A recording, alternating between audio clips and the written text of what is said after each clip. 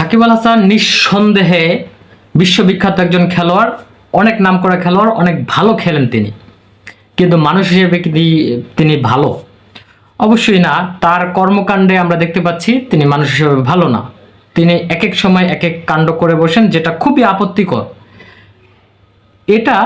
এই দায়ভার সাকিব পত্নীর নিতে হবে, অর্থাৎ শিশিরের নিতে হবে। কারণ আপনারা একটা জিনিস লক্ষ্য করবেন, যখনই সাকিব আল হাসান একটা উদ্ভট কাজ করে বা যেই বিষয়গুলো দর্শক মেনে নিতে পারে না, তার সাপোর্টাররা মেনে নিতে পারে না, দেশবাসী এরকম সাকিবকে দেখতে চায় না, তখন একমাত্র শিশির আসেন। শিশির এসে সাকিবকে ডিফেন্ড করেন, সাকিবকে এসে বলেন যে সাকিব ঠিক আছে, সাকিব এত ভালো খেলোয়াড়, ওই খেলোয়াড়, সাকিবের বিষয়ে আপনারা নাক গলাবেন না, এটা সেটা। সব সময় কিন্তু শিশির এসে সাকিবকে ডিফেন্ড করেন এবং সাকিবের সাপোর্ট নেন।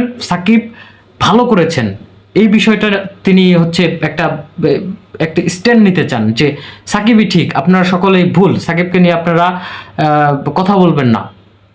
ঠিক আছে, আপনাদের সবাইকে ছাপিয়ে সাকিব সুপারস্টার। সাকিবকে বানান নাই, সাকিব নিজ যোগ্যতায় উঠেছে, সাকিব ভালো, এরকম একটা ডিফেন্ড করেন।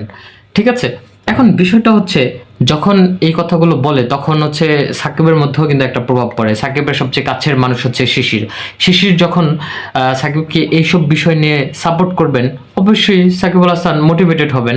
অন্যথায় যদি শিশির এই বিষয়গুলো দেখে সাকিবকে বোঝা দেন যে না, এটা ঠিক না, মানুষ খারাপ বলছে, তোমাকে অনেকে ফলো করে, তোমাকে আরো সংযত হতে হবে, এই কাজগুলো থেকে বেরিয়ে আসো, মানুষের সাথে ভালোভাবে মিশো, মানুষ যেটা চায় সেটা বলো, সেটা করো, এসব জিনিস যদি বলতো সাকিব নিঃসন্দেহে করতো।